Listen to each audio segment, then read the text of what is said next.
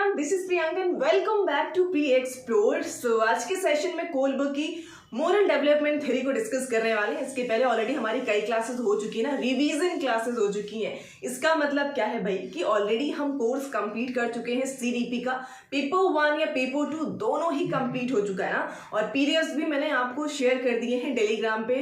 तो भाई यहाँ पे अगर आप लिखने के व्यू से बैठे हैं ना, तो आप लास्ट में लिख लीजिएगा, बिकॉज ये भी काफी इंपॉर्टेंट है। ठीक है, किस तरह से मैं आपको बताती हूँ। तो इसे सिर्फ और सिर्फ पहले आपको समझना है, बिकॉज भाई सीरियल पूरा बेस्ड ही है ना अंडरस्टैंडिंग पे।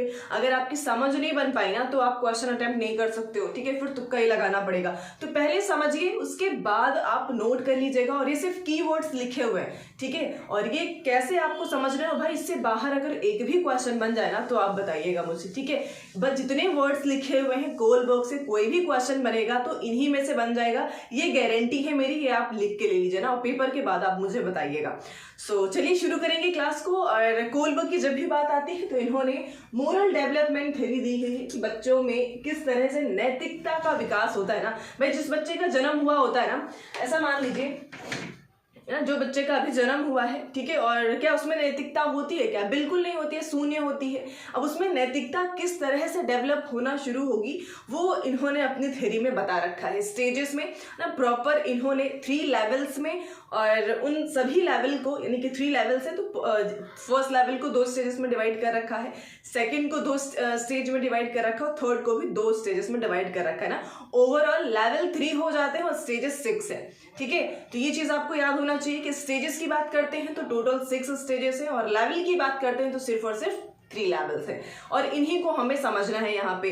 तो की वर्ड्स के थ्रू समझेंगे, जो आपके एग्जाम में बनता है, जहां से जिस तरह से क्वेश्चन पूछे जाते हैं ना, वही यहाँ पे मैंने लिखा हुआ है। जैसे आप देख पा रहे हो की वर्ड्स ना, तो पहले लिखा हुआ है ओबे एंड पनिशमेंट, इंस्ट्रूमेंटल, रिलेटिविस्ट ओरिएंटेशन ना, इस तरह से चीजें लिखी हुई हैं, तो इन्हें हमें समझना है भाई।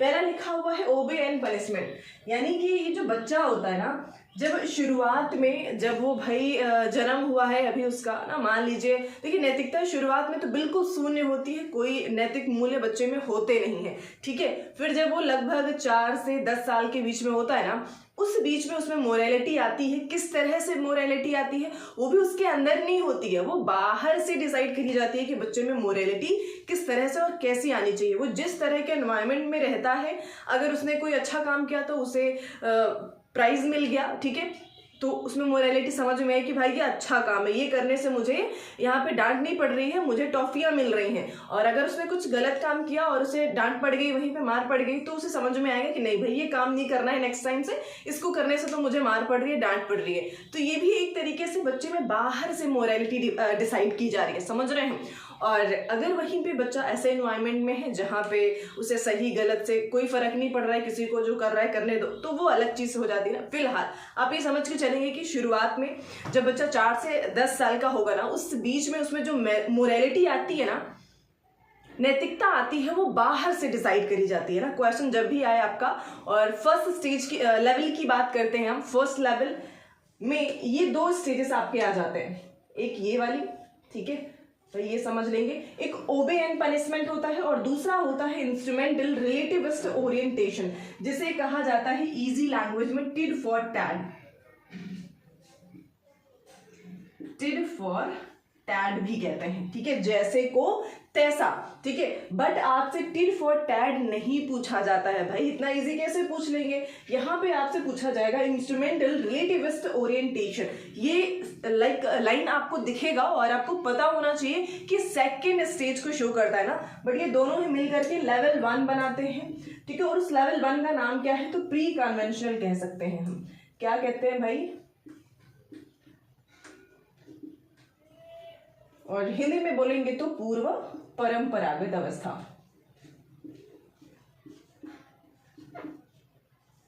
पूर्व परंपरागत अवस्था ही इंग्लिश में बोलते हैं, तो भाई प्री कन्वेंशनल लेवल बोलेंगे। ठीक है, यानी कि लेवल 1, और स्टेज 1 ये हो जाएगा आपका, इधर में इसको इंडिकेट कर देती हूँ, this is stage 1 and this is stage 2। ठीक है, फर्स्ट लेवल में ये 2 स्टेजेस होती हैं। अब पहले स्टेज और उम्र की बात जैसे मैंने बताई ना, तो यहाँ पे बच्चे की जो एज होगी ना, लगभग 4 से 10 साल बच्चा यहाँ पे होता है। ठीक है, पहला है ओबे एंड पनिशमेंट। जैसे कि मैंने आपको शुरुआत में बताया ना कि बच्चे की जो मोरालिटी है वो इस तरह से डिसाइड होती है ना कि अगर वो जो लाइक आज्ञा का पालन करेगा और अगर उसने अच्छा काम किया तो उसे प्राइज मिल जाता है, बुरा काम कुछ कर रहा है तो उसे पनिशमेंट मिलेगा, तब उसे समझ में सही और गलत का ये समझ में आती है।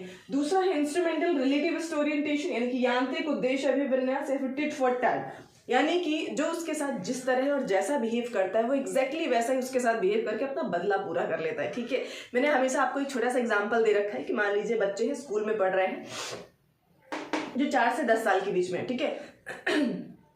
होता क्या है कि मान लीजिए एक बच्चा जो अपना टिफिन भूल गया था एक दिन, फिर स्कूल में उसके 2 दोस्त थे, एक ने उसके साथ अपना लंच शेयर नहीं किया, दूसरे ने शेयर कर लिया उसके साथ में, ठीक है, तो वो खुश था उसके साथ। फिर नेक्स्ट डे क्या होता है, जो बच्चा लंच उसके साथ शेयर नहीं किया था वो अपना टिफिन भूल गया ना नेक्स्ट डे, तो अभी क्या लगता है, क्या वो बच्चा शेयर करेगा अपना? बिल्कुल नहीं करेगा। जिस बच्चे ने उसके साथ शेयर किया था अगर वो कभी भूलेगा तो वो उस चीज़ को, अपने टिफिन को उसके साथ शेयर करेगा, लेकिन जिसने नहीं किया था उसके साथ वो कभी नहीं करेगा। ठीक है, तो ये एक बच्चों के अंदर ये चीज़ होती है ना, टिट फॉर टैट वाली, और वो आपसे टिट फॉर टैट ना पूछ करके वो ये लाइन भी आपसे पूछ सकता है ना, तो ये कॉन्सेप्ट बिल्ड हो गया होगा, समझ चुके होंगे आप, है ना। और यही वर्ड्स अगर आपके क्वेश्चन आते हैं तो यहीं से ऑप्शन बन जाते हैं आपके, यही ऑप्शन बनेंगे ना, यही रटना है आपको।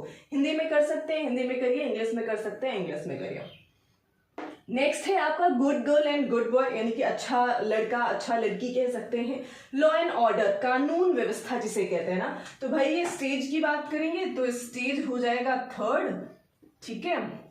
और लेवल की बात करते हैं तो ये लेवल हो जाता है आपका, लेवल कौन सा हो जाएगा, लेवल 2 हो जाएगा, ठीक है, लेवल 2 यानी कि कॉन्वेंशनल लेवल।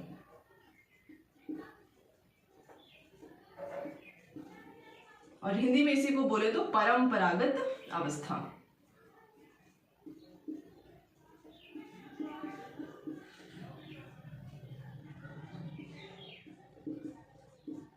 अब 1 to 1 समझ लेते हैं भाई। यहाँ पे क्या होता है ना, गुड गर्ल गुड बॉय, यानी कि बच्चे जो होते हैं जब वो, भाई यहाँ पे एज 4 से 10 साल थी, तो यहाँ पे जो बच्चों की एज है ना वो लगभग 10 से 13 साल के हो जाते हैं बच्चे, ठीक है।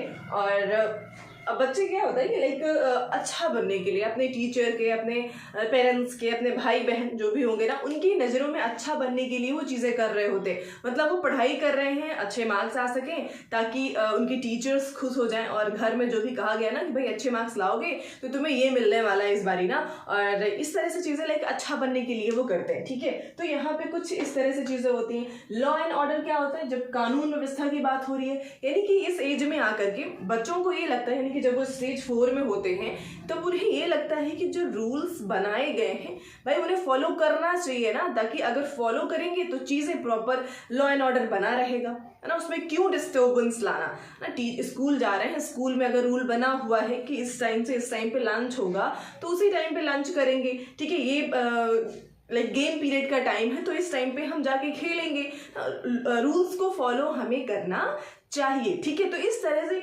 चीज़ें होती हैं, लाइक लॉ एंड ऑर्डर को बना करके लाइक प्रॉपर वे में वो काम करना शुरू करते हैं ना। तो इस तरह से ये आपका स्टेज 4 हो जाता है जो कि लेवल 2 में आता है। नेक्स्ट की बात करते हैं तो यहाँ पे 5 और 6 की बात करेंगे। सोशल कॉन्ट्रैक्ट ओरिएंटेशन, यानी कि सामाजिक समझौते की अवस्था। अब यहाँ तक आते आते अब उम्र की बात करेंगे तो भाई ये 13 से अपर हो जाते हैं। यहाँ पे जो बच्चे की एज होती है ना वो 13 से अपर जितने भी होंगे सब यहीं पे आ जाएंगे, है ना। और होता क्या है कि सामाजिक समझौते की अवस्था ना, जैसे कि लिखा ही हुआ है, तो बच्चे जो है जब इस स्टेज पे पहुंचेंगे तब उनमें क्या होता है कि अब जो रूल बने हैं जरूरी थोड़ी ना है कि वो सबके लिए एक जैसे ही हो, सबके लिए बेहतर ही हो। ऐसा हो सकता है क्या? नहीं ना। तो भाई फिर वहां पे बदलने की जरूरत है उन रूल्स को, क्योंकि वो सबके लिए एप्लीकेबल नहीं हो रहे हैं। तो बच्चा अभी इस स्टेज पे आ चुका है और वो ये मानने लग गया है ना कि अगर रूल बने हैं तो बदले भी जा सकते हैं भाई। अगर हमारी नीड है कि हमें ज़रूरत है कि ये रूल हमारे लिए सही नहीं है तो बदलिए उसको ना। तो ये बिलीव आ जाता है स्टेज 5 में, है ना। और स्टेज 5 है ये आपका, ठीक है। और ये स्टेज 6 हो जाता है। और लास्ट स्टेज पे पहुंचना थोड़ा सा डिफिकल्ट होता है, जैसे कि सार्वभौमिक नैतिक सिद्धांत, यानी कि यूनिवर्सल एथिकल प्रिंसिपल, ठीक है। अब जितने भी फ्रीडम फाइटर्स हैं, जितने भी हमारे स्वतंत्रता सेनानी थे, ठीक है, जितने भी हमारे फ्रीडम फाइटर्स थे, ठीक है, उन सभी को रिमाइंड कर लीजिए, और वो सभी आपके स्टेज 6 में आते हैं, यूनिवर्सल एथिकल प्रिंसिपल में आ जाते हैं ना, क्योंकि भाई उन्होंने अपने नैतिकता, अपने रास्ते का चुनाव खुद किया।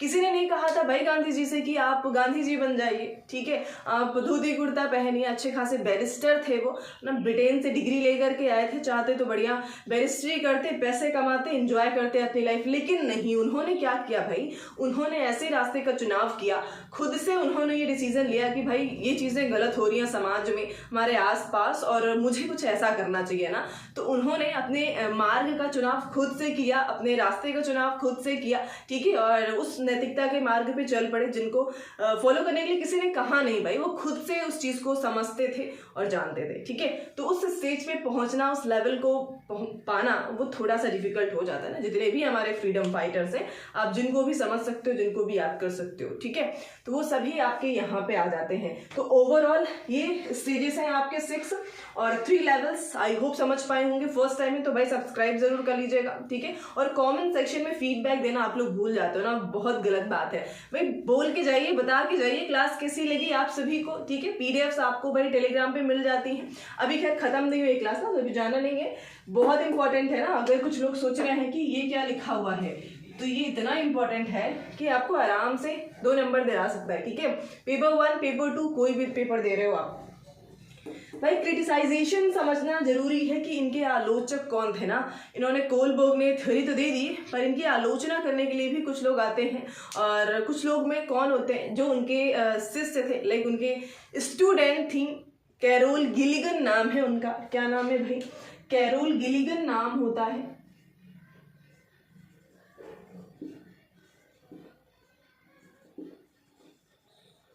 कैरोल गिलिगन, जो कि कोलबर्ग की ही स्टूडेंट होती हैं, और इन्होंने ये चीज़ें ऑब्जर्व करी कि जो कोलबर्ग की थ्योरी है वो कहीं ना कहीं बायस्ड है, ठीक है। बायस्ड कैसे है भाई, यहाँ पे हमने देखा होगा कि नैतिकता 2 तरह से होती है। एक नैतिकता जो ऊपर वाला, एग्जैक्टली यही वर्ड्स आपको मिलेंगे पेपर में, ठीक है। पहला लिखा हुआ है ethics of care and ethics of justice, यानी कि देखभाल की नैतिकता। तो ये देखभाल की नैतिकता है ना, ये आपको फीमेल्स में नजर आती है, ये आपको फीमेल्स में नजर आती है, ठीक है। और अगर हम इसको देखते हैं तो ये मेल्स में नजर आती है। तो इनका मानना था कैरोल गिलिगन का कि जो फीमेल्स होती हैं उनकी जो नैतिकता है कहीं ना कहीं थोड़ा सा लाइक केयर को लेकर के है ना, इन सब चीज़ों से प्रभावित रहती है। जैसे कि मैं अभी ट्रेन से आ रही थी तो मैंने जो पूरा क्या कह सकते हैं भाई, महिला वाला डिब्बा ही था, ठीक है, उसमें ही बैठे हुए थे प्रॉपर, और वहाँ पे एक दादी थी और उनका कहना था कि उन्हें सही और गलत का आभास है कि सही क्या है और गलत क्या है, वो जानती हैं, स्टिल वो चीज़ों को झेल रही हैं, देख रही हैं। लाइक जो भी उनके पति देव थे ना, वो उन पे एक तरीके से वायलेंस करते थे, स्टिल उन्हें पता है। और जब उन्हें पुलिस ले जा रही थी तो भी वो मतलब उनको वो नहीं चाहिए था कि ना लेके जाए, ठीक है, मतलब जानते हुए भी कि ये गलत है, स्टिल वो इस चीज़ को वो कर रही है, ठीक है, दबा रही है बात को। तो यहाँ पे ये क्या दिखा रहा है भाई, क्या ये नैतिकता हुई क्या, मतलब उनकी नैतिकता किस चीज़ से प्रभावित हो रही है। यहाँ पे अगर उनमें प्रॉपर जस्टिस वाला होता तो भाई ले जाना तो कोई फर्क नहीं पड़ता है, ठीक है, वो सही भी है। लेकिन यहाँ पे वो जो केयर है ना, एथिक ऑफ केयर, कहीं ना कहीं इस चीज़ से प्रभावित है, और इस चीज़ को उन्होंने कोलबर्ग ने इग्नोर किया हुआ है। तो ये यहाँ पे बातें जो कैरोल गिलिगन ने बताई हैं कि जो न्याय की नैतिकता है ना, एथिक्स ऑफ जस्टिस, वो मैन जो है वो फॉलो करते हैं, लेकिन एथिक्स ऑफ केयर जो वुमेन्स फॉलो करती हैं कहीं ना उनकी जो नैतिकता है वो उनके इमोशंस और इन सब चीज़ों से प्रभावित होती है ना। बिल्कुल सही बात है ये। तो ये चीज़ें हैं, इन चीज़ों को याद रखेंगे, और ये कीवर्ड्स आपको एकदम दिमाग में रख लेना है, ठीक है। नोट डाउन अभी आप कर सकते हैं, ठीक है, और इन सभी को नोट डाउन करिए और प्रॉपर पढ़िए, नोट्स आपको वहाँ से मिल जाएंगी, ताकि आप इनको भी नोट डाउन करते चलें, ठीक है, शॉर्ट टर्म्स में। तो आज के लिए इतना ही रखते हैं, मिलते हैं नेक्स्ट क्लास में। Thank you so much.